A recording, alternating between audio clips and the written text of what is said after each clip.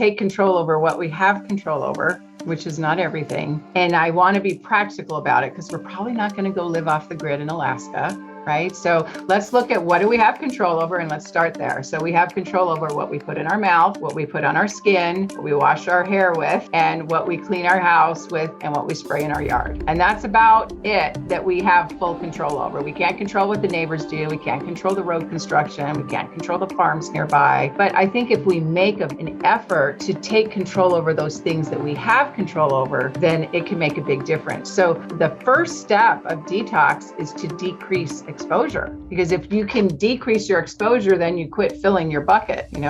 I think of illness as an overflowing bucket, and so we want to stop, shut the hose off that keeps filling the bucket by reducing our exposures.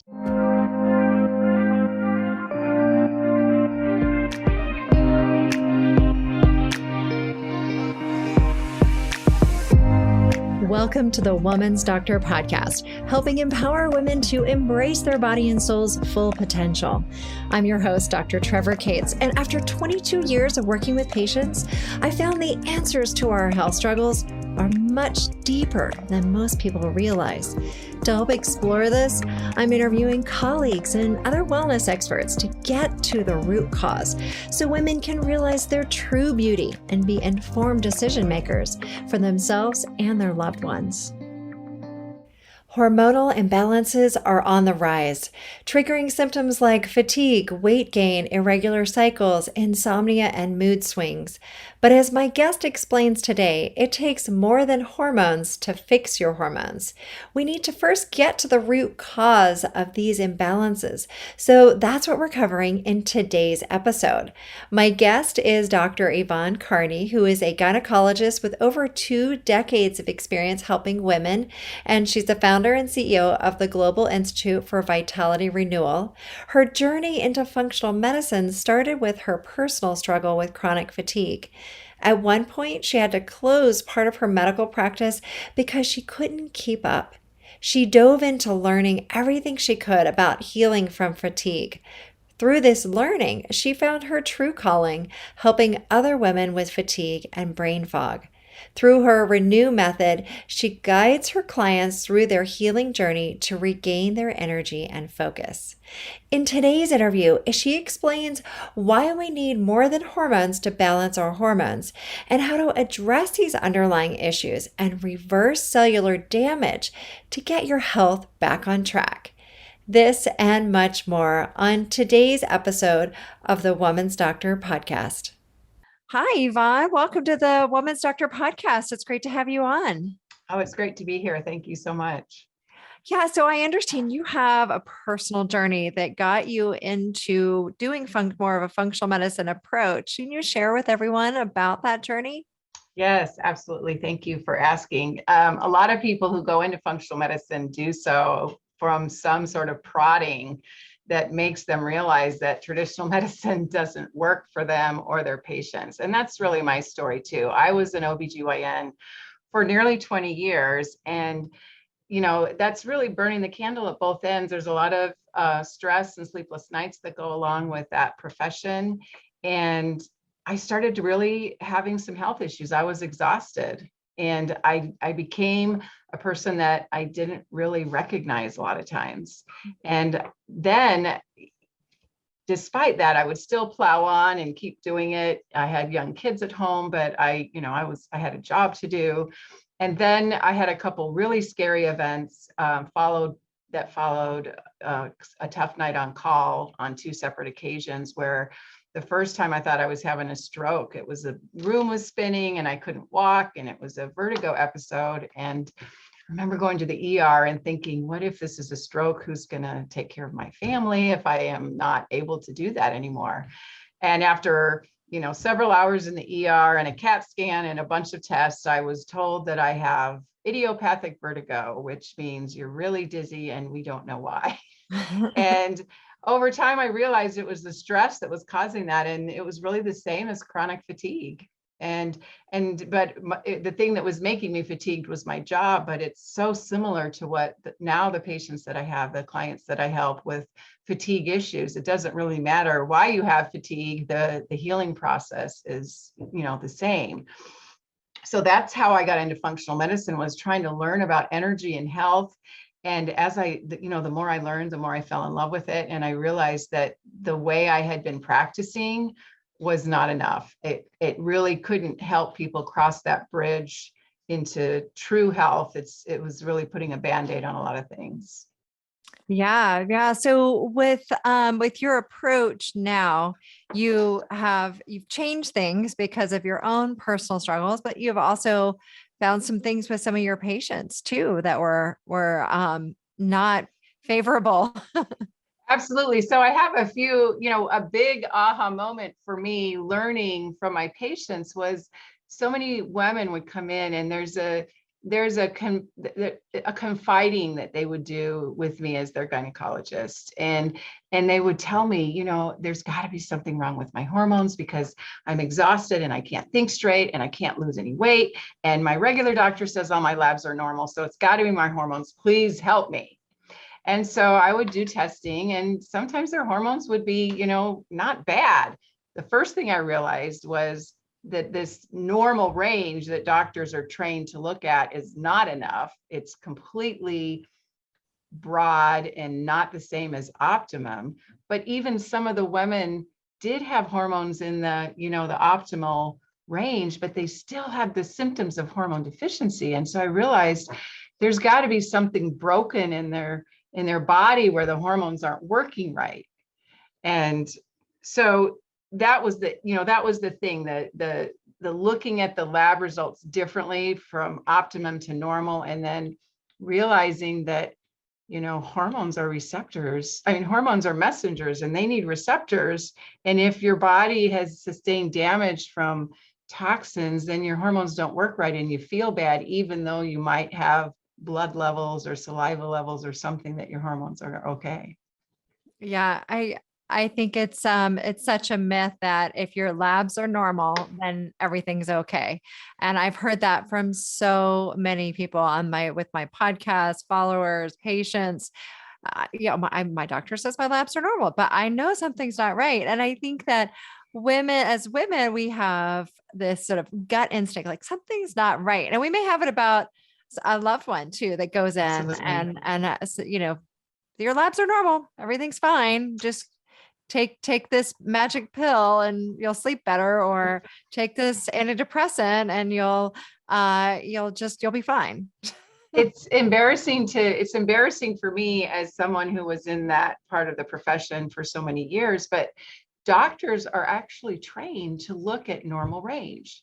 And I used to be able to look at like 10 pages of lab results in 45 seconds or less, because I would just skim through them and I'd be looking for H's and L's, and I wouldn't even really look at what was there unless it had a highlight next to it that it was abnormal. Then I'd go, oh, there's one that's not normal. Let's see what that is. And if I didn't see any highs or lows, then I would, put the paper down and go, well, your labs are normal. That's good news. And then I realized that normal range is just a statistical equation, and it's specifically set to include 90% of the population. And lab companies set normal range, not doctors.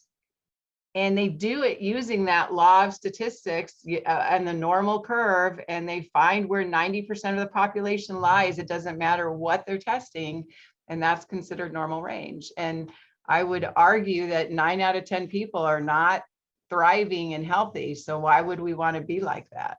Right. So, yeah, it's such a great point that the values that they're basing this upon are not optimally healthy people. No, These are not necessarily people that you want to be like. So for yeah, they're sure. considered normal. And normal is so different than healthy, right? And Yes. that's what we've come to learn in medicine and functional medicine and naturopathic medicine. So, well, thank you. I'm really glad that you were able to see this and do something about it. I know it's not always easy for doctors because it's just, it's kind of how you're taught, and it's how everybody does it. And this is the amount of time that you have too. If you're billing insurance and then you have 7 to 10 minutes to spend with patients, doesn't give you a lot of time. So having something, labs that are flagged, is certainly a lot easier to just skim through than spending the time to look at that. So I know it's part of the system that makes it really challenging. It does. And, luckily for you as a naturopath, you were trained differently. So I had to get knocked over the head a few times before I realized that what I was doing wasn't working. And so the people who have the different training start out that way.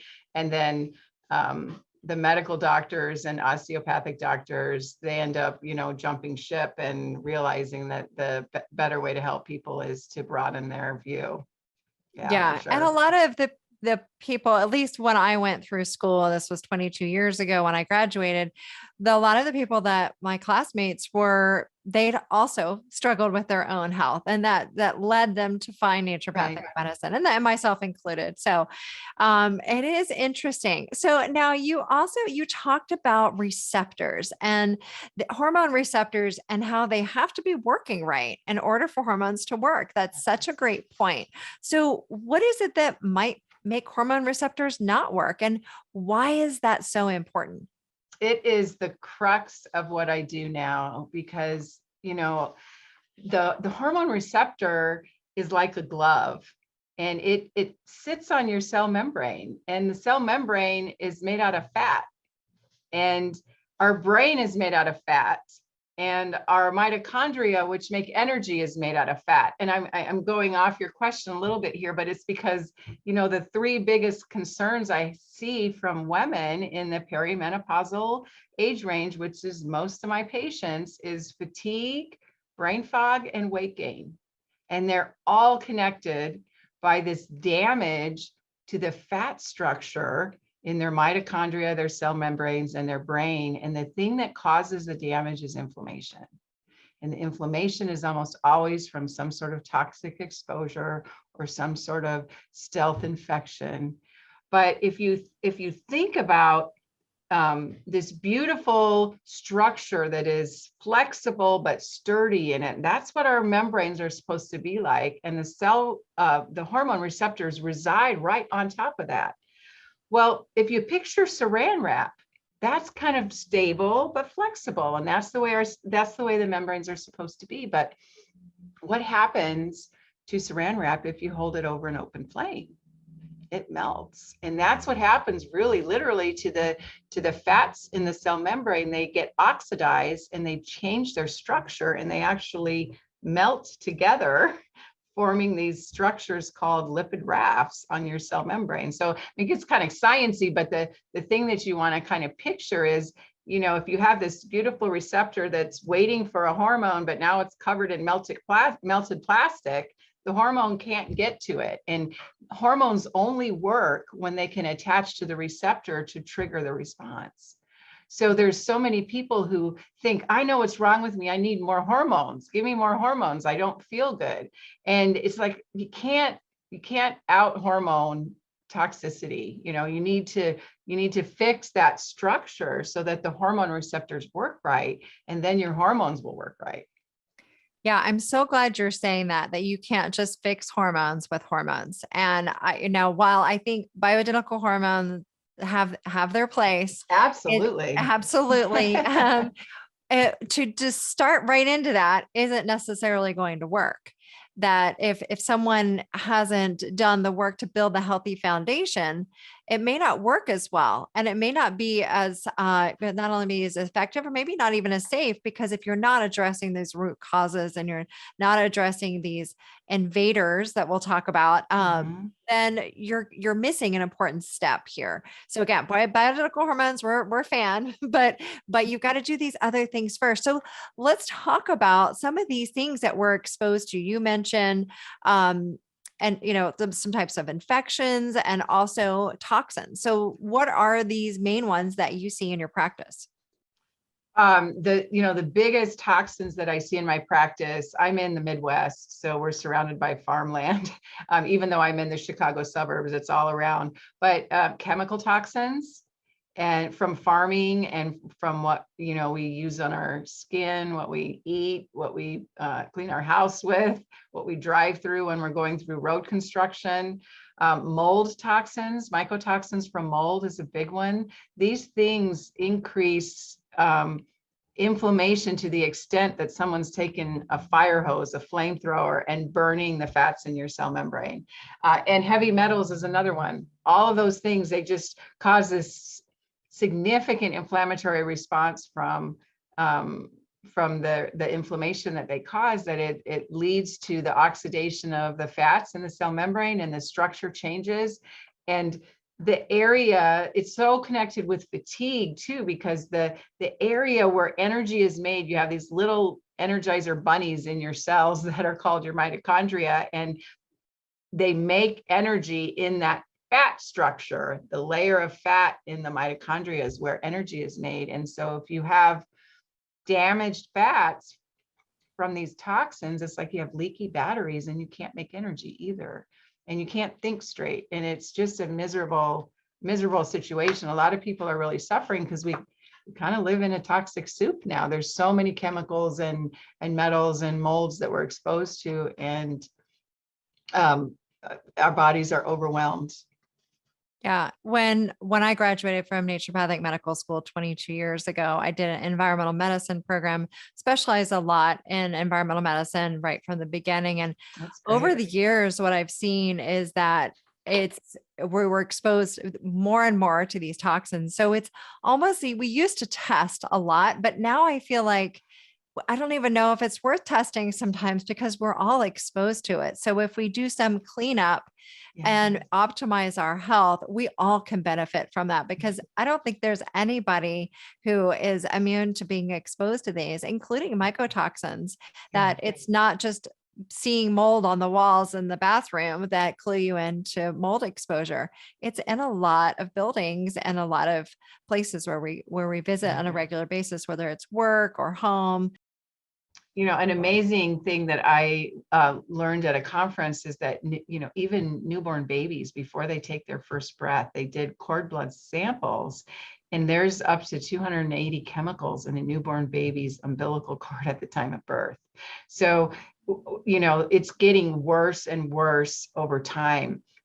And I totally agree with you on the toxicity testing. I do toxicity testing and I offer it, but I also offer just to treat, because I agree. If somebody comes in with fatigue, brain fog, weight problems, I know they've got toxins in it. And it's sometimes it's worth just starting the process of cleaning things up, because those tests can get kind of expensive. And I'm really trying to be conscientious about the money that people have to invest in their health. They have to invest money in their health, but let's put the dollars maybe towards the cleanup process instead of the testing, if they're comfortable with that. And then if they're not making progress at some point, then you have to go back and figure out what you're missing with some testing.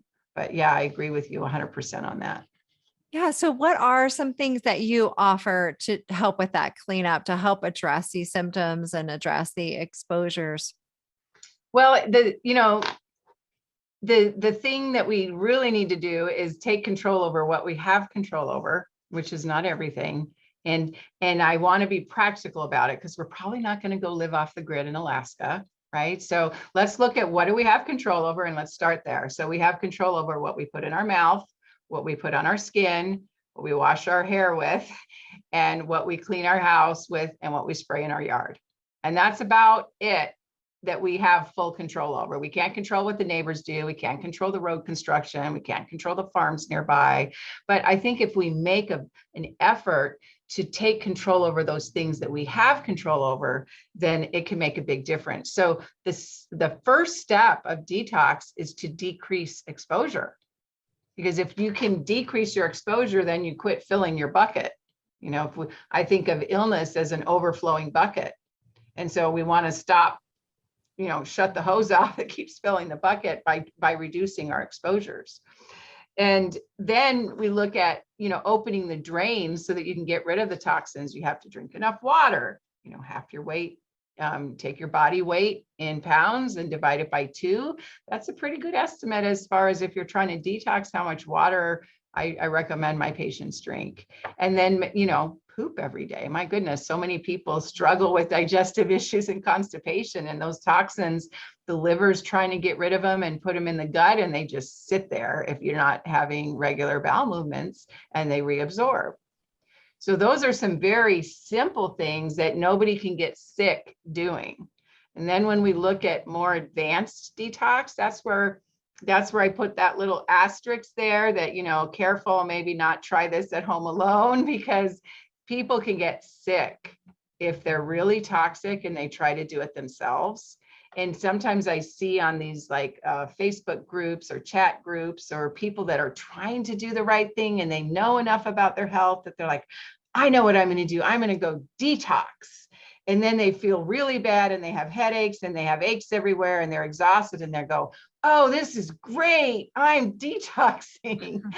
And I'm like, no, that's not great. You're not supposed to get sick when you detox. That's like you've loosed thing 1 and thing 2 in your house from the Cat in the Hat, and these toxins are running around because you just pulled them out of their hiding place and your drains aren't open to get them out of your body. And so they just cause more harm. And so that's that kind of detox reaction. I'm like, that's really not good. I try to avoid, I take all effort to avoid that when I'm working with somebody. And if they get it, we back off very quickly that we're just moving too fast. Mm-hmm. Yeah, absolutely. So when you work with patients, how do you help them do detoxification? Well, aside from the regular things that we just talked about, there's the education on how to reduce the toxins. There's some great resources from the Environmental Working Group about personal products that you use. We make sure that their gut is working right to help excrete the toxins. There's supplements that you take to help your body, that your liver and your kidneys expel the toxins faster. So that's the detox part. That's when I talked about that flamethrower. So the toxins are what's causing the flamethrower. So that is turning off the flamethrower. Let's work on getting rid of the toxins. But some things that some practitioners might miss, which I think is so equally important, is providing those raw materials to rebuild the cell membrane, because that cell membrane has been damaged. And so you need to encourage the healing process also. And so that involves helping your body eliminate the melted plastic. And that can be done through some nutritional things like intermittent fasting, which increases autophagy. So autophagy is your body's ability to take out the trash, to get rid of abnormal cells. And you betcha if you've got melted plastic on the outside of your cell membranes, that's trash. And so helping your body eliminate that is very beneficial. And you have this beautiful chemical in your body called butyrate, which your healthy gut bacteria will make. And butyrate helps your body get rid of melted plastic on your cell membranes. It induces this scientific term called beta oxidation of very long chain fatty acids, which is a really big word, but it means just taking off the melted plastic from your cell membranes. And a lot of people who have toxic issues have unhealthy gut bacteria. And so they don't make the butyrate. And I can tell that on stool testing if their butyrate levels are really low. But then butyrate's available in supplement form also. So those are the things I call that the demolition, right? So when you're going to remodel, first we turn off the flamethrower, then we do the demolition work, because you got to do the demolition work before you rebuild. And then we provide the healthy fats and the phospholipids to help rebuild the cell membranes. And then hormones work better. Yeah, absolutely. What, I think when people think about toxin exposures, one thing I think people are under the belief that our government, the FDA, is going to kind of take care of us, and that there are regulations. And so if something is sold or something is being used in like farming or in home building, or all these different things, like when the government protect us, aren't there regulations around these things?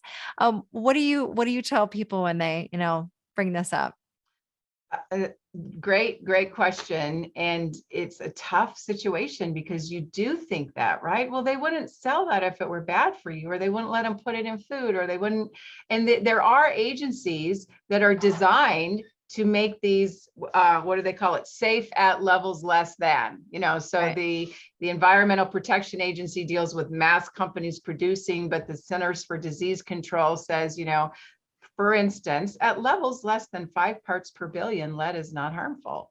Well, there's two problems with that. One is they make these recommendations based on the average healthy person, and I don't know who that person is. So if you're not the average healthy person and you're really struggling, you may be more sensitive to toxins than other people. And the other thing is that they don't consider as what I call total toxic load. And that is when we picture this bucket and it's like your ability to adapt and detoxify, and then you start accumulating these toxins.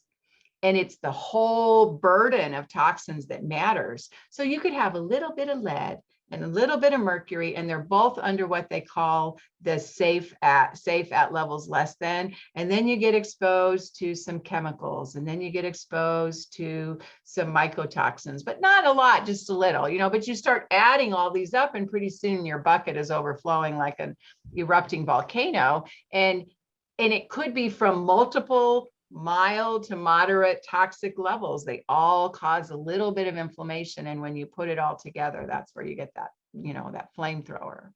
Yeah, absolutely. Well, thank you for pointing that out. I think that's important for us to realize. It's very unfortunate, but it is something to be mindful of, and to know that it's up to us to do a little research and to really think about, like you said, what's in your personal care products, and what are you putting in your home? What pesticides might be on your food? What is it that you're constantly being exposed to, and how can you reduce those? Because it does start to add up. Yeah. And the other thing that you mentioned a little while ago that I want to reiterate is around the importance of fats.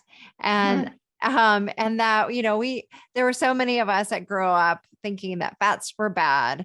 And so, as you're talking about the cell membrane and the importance of fats, and our brain being, and so our hormone production, we need these fats. So how do you incorporate those when you're working with patients?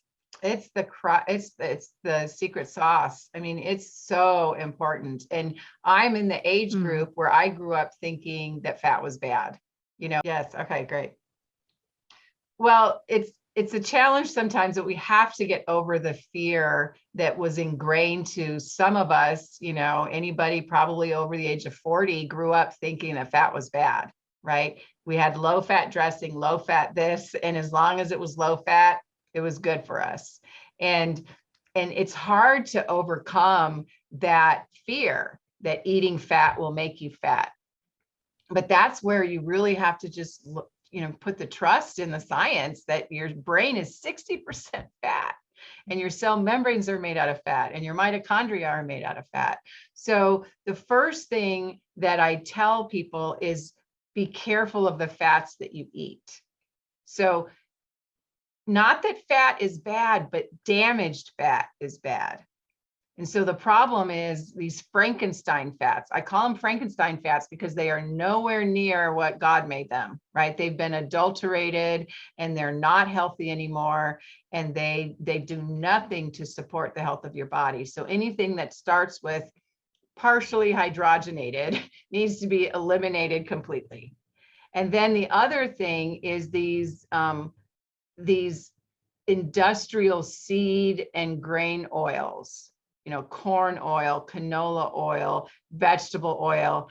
It's not that I think there's a little bit of a misunderstanding. I've gone to a lot of research on this, and it's not that they have omega-6s in them and that the omega-6s are bad.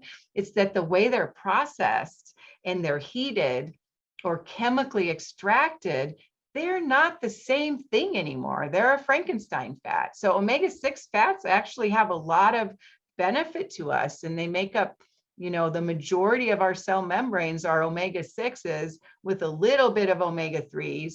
But it's the problem in our diet is that we're eating fried foods and processed fats, and those are not healthy fats. So start by eating the healthy fats and the healthy phospholipids, raw nuts and seeds, not roasted, because the heat changes the structure. And an excellent source of phospholipids is egg yolks, if they're slightly runny, because the heat changes the structure. And Medium rare fish is an excellent source of healthy phospholipids, and fish eggs. So everything that I just mentioned is the seed of something, right? The essence of life. A seed and a nut is a seed for a plant or a tree, and a chicken egg is a seed for a chicken, and a fish egg is caviar. So all of those things have all the nutrients in it for life to begin and to multiply and grow. And that's what we need when we're trying to repair our cell membranes. Yeah, really great points. Well, this has been amazing. Yvonne, can you tell everyone where they can learn more about you? And are you taking patients? And tell us all those good things about you. Yeah, so I have a clinic outside of Chicago in Crystal Lake, Illinois. So I do have a practice. And I also am active on social media, especially Instagram. So my handle is at Yvonne Karney, MD, easy to find. And my website can be found through YvonneKarneyMD.com, or the name of my practice, which is Vitality Renewal Functional Medicine. Great. All right. Thank you so much for your information today. It's my pleasure. So nice to speak with you and your listeners.